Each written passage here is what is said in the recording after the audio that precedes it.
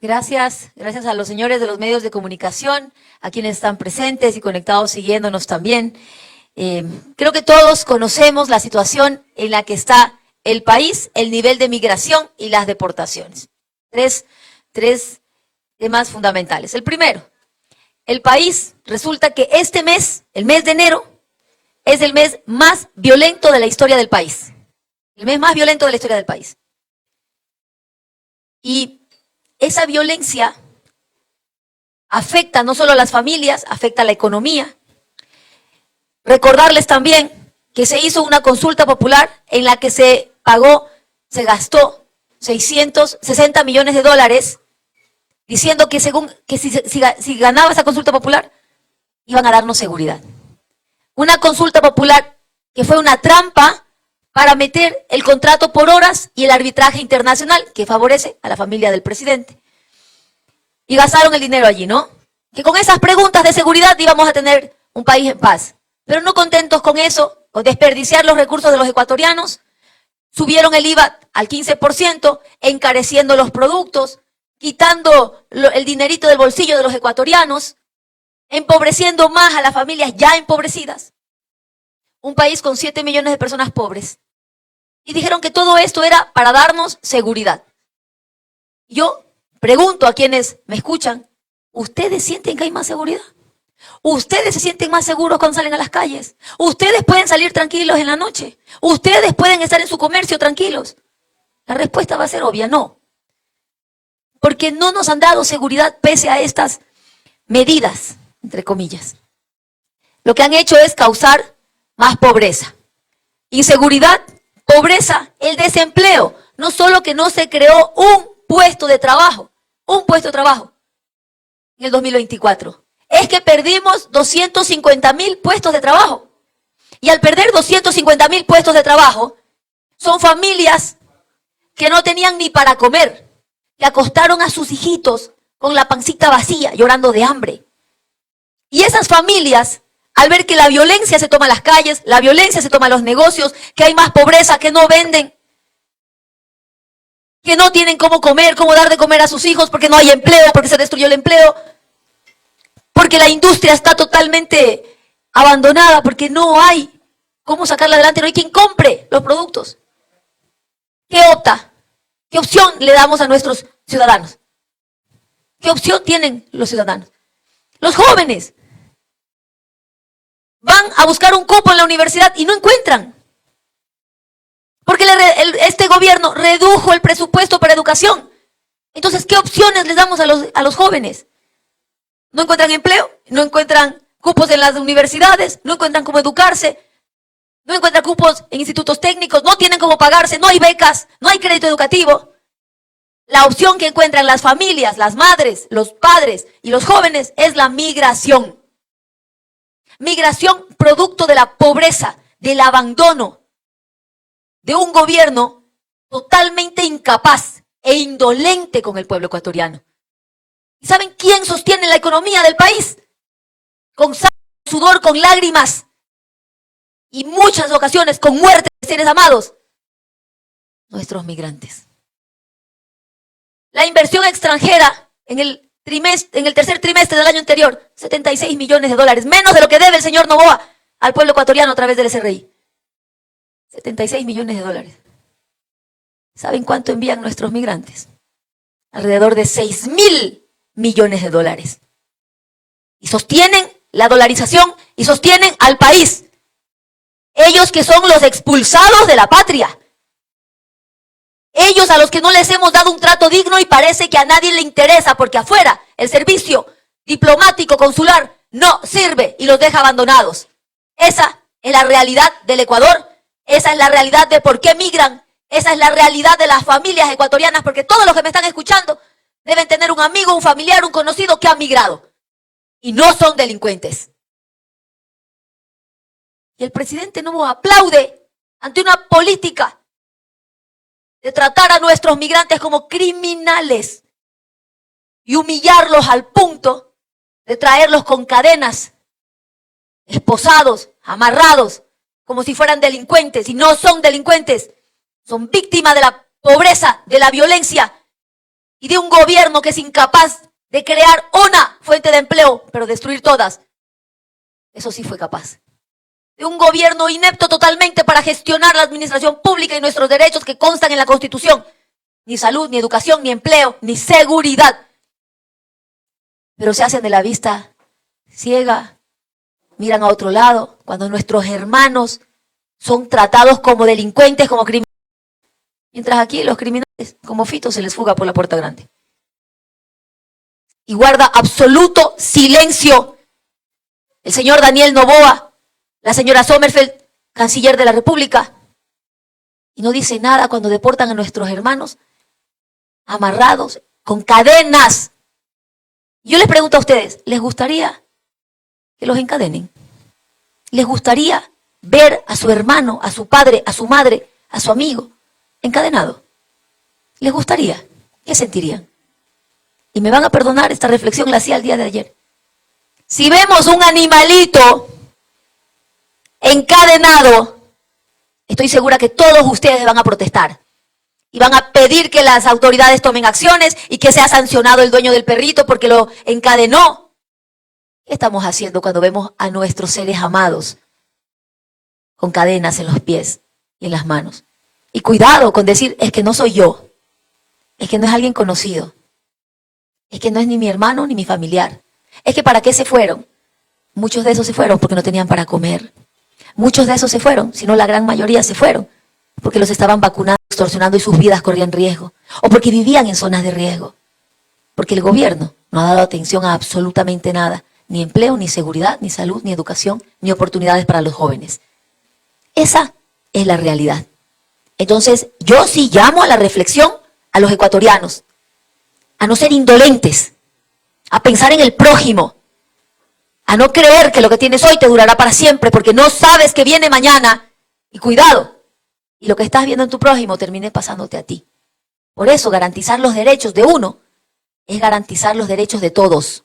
Defender a una persona es defender a todas las personas. Y ahí les llamo a la reflexión. ¿Cómo queremos ser tratados? Y cómo queremos que a nuestros ciudadanos los traten. Por eso, vamos a presentar cuál es nuestro plan con respecto a nuestros hermanos migrantes que han sido deportados y que ponemos a disposición del gobierno, ya que él no sabe trabajar, ya que no sabe hacer una propuesta, ya que no sabe tomar en cuenta a la población, ya que no sabe hacer políticas públicas para defender los derechos de los ecuatorianos. Presentamos un plan estructurado para defender a nuestros hermanos que están siendo deportados y que migraron, víctimas de la pobreza, de la violencia y de un gobierno indolente. Gracias. Este plan acoge, tiene 4 ejes.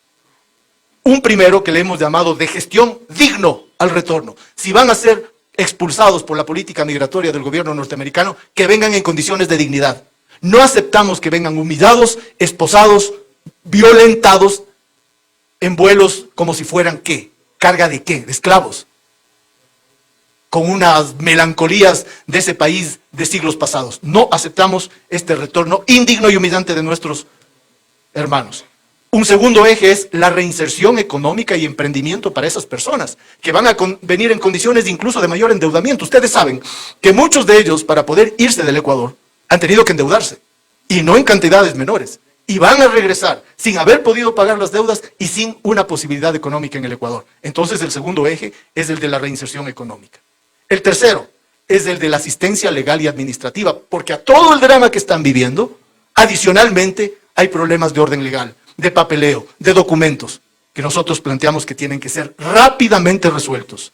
Y finalmente, y no menor, un eje de apoyo psicológico, de salud mental, física y de apoyo familiar. Entre las principales acciones del primer eje, nosotros proponemos que las oficinas consulares y diplomáticas en los Estados Unidos funcionen. Yo he estado en diciembre pasando el fin de año con hermanos migrantes y se han quejado todos que los consulados o han sido cerrados o simplemente no funcionan para nuestros hermanos migrantes en ningún sentido. No les protegen, no les ayudan, no les atienden. Hay consulados en Connecticut, en Nueva Jersey y en la propia Nueva York que les atienden 1 hora por semana, porque esas personas no están trabajando como deberían hacerlo, en función, al servicio de nuestros hermanos. Primer objetivo, que funcione el sistema consular y diplomático, que el sistema diplomático funcione con las autoridades norteamericanas para poder hacer un protocolo de expulsión de los ecuatorianos y no esta humillación que estamos viendo.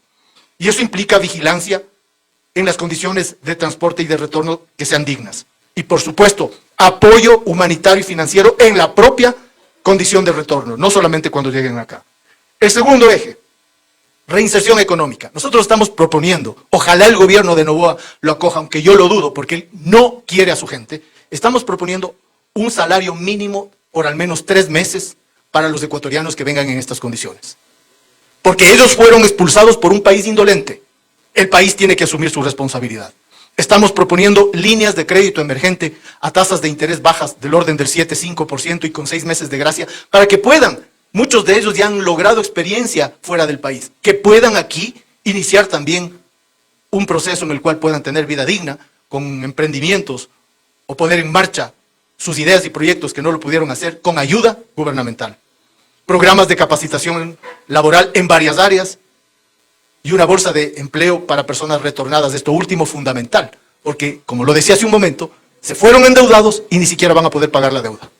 El tercer eje, el eje de asistencia legal y administrativa. Simplificación de trámites para que rápidamente puedan hacer sus procesos aquí en el Ecuador. Asesoría jurídica integral. Muchos de ellos se van a ver expuestos a problemas con las deudas, a problemas de inseguridad. Yo he hablado con los migrantes en este viaje que les digo, y muchos de ellos me contaban que se fueron presionados por condiciones de inseguridad, algunos de ellos huyendo porque a miembros de su familia les hace aquí, en nuestra serranía, cerca de donde estamos. Podría ser cualquiera de ustedes, podríamos ser cualquiera de nosotros.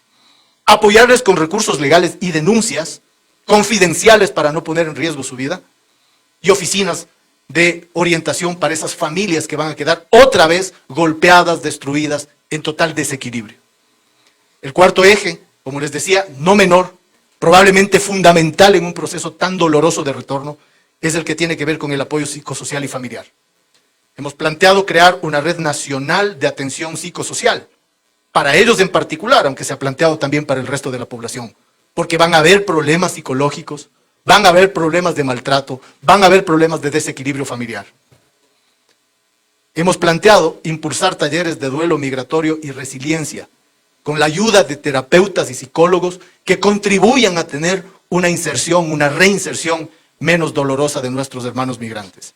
Y obviamente todo esto, entendiendo que no son solas personas que van, no son abandonados, no son una persona, son familias que se han roto y familias que se van a reunificar. Entonces, un programa de reunificación familiar. Estos 4 ejes que el binomio de la Revolución Ciudadana los ha llamado el programa Acoge, están a consideración del gobierno. Ojalá lo hagan, porque para nadie podría estar mal que sea empático este gobierno con hermanos venezolanos. Está bien, pero primero los ecuatorianos. Ha hablado de empleo para 20.000 venezolanos, primero los ecuatorianos. Si estamos en el Ecuador y si han sido expulsados violentamente nuestros hermanos, primero los ecuatorianos. Este es el programa que aquí en el centro del país, en Bolívar, queremos anunciarle al país como un programa empático, compasivo y pragmático también para recibir a nuestros hermanos que se hallan en una grave situación de expulsión violenta en estas circunstancias y que por hoy no tienen el apoyo institucional. Muchas gracias. Ante la inseguridad ciudadana, ante la inseguridad jurídica, ante el problema de situaciones de ingobernabilidad, ante la desinstitucionalización del país, hay que ameritar revisar la Constitución de Montecristi, hay que revisar el Código Integral Penal, el Código de la Democracia, el tema referente al Consejo de la Judicatura, el Consejo de Participación Ciudadana. Hay que revisar algunas áreas importantes para darle tranquilidad y gobernabilidad al país. Le pregunto, por favor. Qué excelente pregunta. Muy buena pregunta. Primero, basta de shows. Basta de shows. Vimos una candidata presidencial que dice, el problema es la constitución Castro-chavista, una constitución de alma chavista, una constitución que dice que la salud, la educación son públicas, de calidad y gratuitas, el presupuesto del PIB que tiene que destinarse para esas áreas, una constitución que te dice que la seguridad es del Estado, pero más allá, si no le gusta la constitución, díganos que hay que cambiar. ¿Presentó alguna opción de cambio? ¿Han escuchado acaso ustedes, ciudadanos, que después de decir todo lo malo de la Constitución, haya presentado una opción de cambio? Y yo les digo, basta de show para tapar la incapacidad y lo inútiles e ineficientes que han sido para gobernar el país. Vamos a hablar clarito. Empezó el señor Guillermo Lasso. El problema son las leyes, la Constitución. Tenía pues toda la Asamblea a su favor. Cambie lo que necesita. Haga los cambios. Llame a una constituyente. Reforme. Consulta popular. Perfecto. Consulta popular. Viene el señor Noboa otra vez. Que la ley cero apagones. Tuvimos apagones. Que la consulta popular para dar seguridad al país. El enero más violento de la historia de la patria. Que las reformas en la ley, que la consulta popular para ahora sí cambiar y que ahora sí la seguridad. Una vez más, el enero más violento de la historia del Ecuador. Entonces, queridos ciudadanos, el problema no son las leyes y no son la Constitución. Ya aumentaron penas, ya reformaron, pero siguen creyendo que somos torpes y tontos, perdón la expresión, y nos tratan como tales. Pero ya tenemos que también, como dicen aquí, alzando pelito, ¿no? Tampoco vamos a ser tan mushpas, ¿verdad? Y no nos vamos a dejar ver la cara una vez más. Ya el punto no es ni la Constitución ni las leyes. Vamos a ver. Quien tiene el ejecútese es el gobierno nacional. Quien maneja el presupuesto y los recursos es el gobierno nacional. Caminen por las calles. Todos ustedes, ciudadanos, en cada rincón de la patria. ¿Cómo están las UPCs? ¿Cómo están las UPCs? ¿Qué armamento, qué dotación tiene la fuerza pública? ¿Cómo está la vivienda fiscal de nuestros policías y militares? ¿Cómo los están atendiendo a ellos? Y no solo eso, sigan recorriendo. ¿Cómo están los vehículos? ¿Cómo están las motos? ¿Cómo está el EQ 911? Ah, entonces vamos a hacer la reflexión. No hay dotación y equipamiento para la fuerza pública. No hay vehículos, no hay motos. Y si los hay, no hay gasolina. El EQ 911, las cámaras en su gran mayoría no sirven. Las UPCs no sirven. Envían policías y militares a las calles, que también son padres, hijos, esposos, como carne de cañón. O ya olvidamos que andaban pidiendo por allí limosna para dar de comer a la fuerza pública, para ver si les tiraban colchones en el suelo para que puedan dormir. ¿Dónde está la alimentación, el rancho, el trato digno, la vivienda fiscal para la fuerza pública? El equipamiento, los chalecos, las armas, las municiones, la dotación. Entonces, el problema no son las leyes, queridos ciudadanos. El problema aquí radica en que el gobierno nacional, teniendo los recursos, porque no han utilizado todo el dinero que tenían, 800 millones de inversión, no usaron y dejaron a la fuerza pública sin equipamiento, sin cámaras de videovigilancia, sin vehículos, sin combustible, sin motos, sin armamento. Pero esperen, los delincuentes sí están armados, hasta los dientes, y esos tienen hasta vehículo blindado. Entonces me van a decir que el problema son las leyes y la Constitución. No, señores, aquí, cómplices de la violencia y la delincuencia, es el gobierno ineficiente, inútil e incapaz de tomar acciones inmediatas para tomar el control del Estado. No hay liderazgo, no hay capacidad, no hay conocimiento, no hay equipo. Un grupo de panas sentado en Carondelet, haciendo fiestas, tatuajes y demás, mientras niños desaparecen. Esa es la realidad del país. Entonces no es ni leyes ni Constitución, y basta de ese show, ¿ah? Basta de ese show. Ya cambiaron leyes, ya aumentaron penas, ya hicieron consultas populares, ya hicieron todo. Ustedes se van a seguir dejando convencer de que el problema de la inseguridad es ese. El problema de la inseguridad es que no controlan ni las cárceles, donde graban videos musicales. ¿Cómo llegó a darse eso? ¿Y qué me van a decir? Es que Correa los dejó grabar. Hace 8 años ya no está. Déjenlo tranquilo. Las autoridades de este gobierno no toman el control de las cárceles, y el gobierno de Lasso, en cambio, dejó pues, que graben videos musicales, salga con toda una producción. O sea, para que ustedes sepan, a esa cárcel tú no puedes entrar ni siquiera con estos aretes. ¿Cómo entró todo el equipo para grabar un corrido musical allí con Fito? Ante la vista del presidente de la República y de todas las autoridades de Estado. Aquí, la violencia que estamos viviendo es culpa de quienes nos han gobernado estos 8 años. O ya olvidamos que un día fuimos el segundo país más seguro de Latinoamérica. Y las propuestas que nosotros hacemos es para ser el país más seguro de la región. Eso es lo que vamos a hacer y a ese cambio es que los invitamos en el Ecuador. Nosotros como medios comunitarios alternativos nos preocupa que la gran migración que ha salido en su gran mayoría ha sido del área rural. ¿Qué están pensando ustedes? ¿Qué tienen planificado en el tema del campo, del agro? Como decía el señor candidato a vicepresidente, en el campo ya solo van quedando gente de mi edad, de 50 hacia arriba. Y los demás están saliendo, si no es a otros países, por lo menos a las capitales provinciales. Y la otra pregunta, ¿van a declarar en emergencia nuestra provincia, conociendo la realidad en la que vivimos día a día? Gracias. A ver, nosotros presentamos, al igual que hemos presentado este plan para nuestros hermanos migrantes, presentamos también 3 planes adicionales. Genera, que es donde está cómo vamos a garantizar la soberanía energética y a potenciar ese gigante energético que es Ecuador. Protege, que es donde está claramente las acciones que vamos a realizar en materia de seguridad a corto, mediano y largo plazo. Y el plan Impulsa. El plan Impulsa tiene 5 áreas de acción: salud, educación, vivienda, arte, cultura y deporte.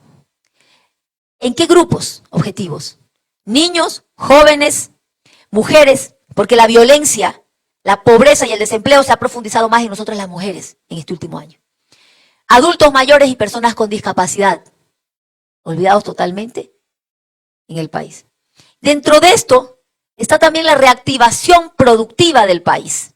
El sector agropecuario, que ha sido totalmente olvidado, vamos a tomar acciones inmediatas. Primero, la condonación de deudas con Ban Ecuador que van hasta los $10.000. La diferencia sería refinanciada, pero que vuelvan a ser sujetos de crédito e insertarse en el sector productivo. Darles crédito agrícola con seguro agrícola a una tasa subsidiada preferente del 5%.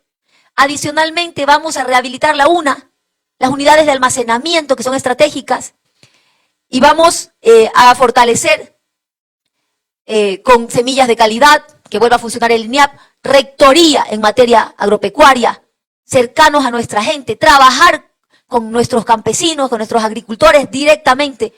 Lo digo como una hija de campesinos. Está aquí además gracias a la educación pública y el crédito educativo. Y vamos a ir trabajando de la mano con el sector agropecuario, con técnicos que estén en territorio, que los vayan ayudando también a mejorar el tipo de cultivo y de suelo. Y no pueden comprar urea a $60. Si tenemos que subsidiarla, la vamos a subsidiar. Pero los insumos, los fertilizantes, los pesticidas, tienen que ser a un costo que ustedes puedan pagarlo. Si los comerciantes quieren vender al precio que quieren, perfecto, vamos a importar nosotros como gobierno. Y vamos a vender al precio del costo porque no podemos permitir que siga así de oprimido nuestros agricultores. Proyectos de riego que también tenemos y el declarar la emergencia. Voy a declarar la emergencia en toda la Sierra Centro, y aquí se incluye obviamente la provincia de Bolívar. Habrá esa declaratoria de emergencia que nos va a permitir reactivar la economía. ¿Reactivar la economía a través de qué? De la inversión pública eficiente. Esa inversión pública, ¿a dónde va? A la empresa privada. ¿Pero qué empresa? La de la provincia. Con mano de obra de la provincia. La carretera Ambato-Guaranda-Babahoyo, hay que rehabilitar esa carretera. Allí se va a requerir mano de obra, se va a requerir transporte, alimentación, textiles. Empieza a dinamizarse la economía, a generar empleo. ¿Perdón? A 4 carriles esa vía, pero también hay vías internas que no nos compete como gobierno central, que le competirían a la prefectura. Pero es momento de dejar de estar peleando con alcaldes y con prefectos, porque aquí la necesidad de la población es lo que cuenta, lo que importa. Y vamos a dar todo el apoyo a las prefecturas y a las alcaldías, y aquí particularmente las Salinas Facundo Vela, Caluma, La Esmeralda y el paso lateral de Guaranda. Esas son las obras que van a dinamizar la economía local, a reactivar la economía. Y para nuestros jóvenes que paren de emigrar, cupos en las universidades, centros tecnológicos para que puedan estudiar, empleo tanto en el sector privado como público, como prácticas profesionales, pero vamos a darle la oportunidad de seguir creciendo aquí en su patria. Gracias. La Revolución Ciudadana ha estado poco presente o no ha sido tan representativa electoralmente en Bolívar, eso es, históricamente lo conocemos. Ahora, ¿cómo revertir esto para que haya un cambio tal vez en la opinión? El día de ayer estuvimos en la rueda de prensa que también oficializaron en la ciudad de Riobamba y hablaron del Plan Caussay, que es bueno, pues el tema de reactivación económica de la Sierra Centro, de las provincias de la Sierra Centro. Se habló puntualmente de muchos proyectos en la provincia de Cotopaxi, de Tungurahua y Chimborazo. ¿Qué hay para Bolívar específicamente?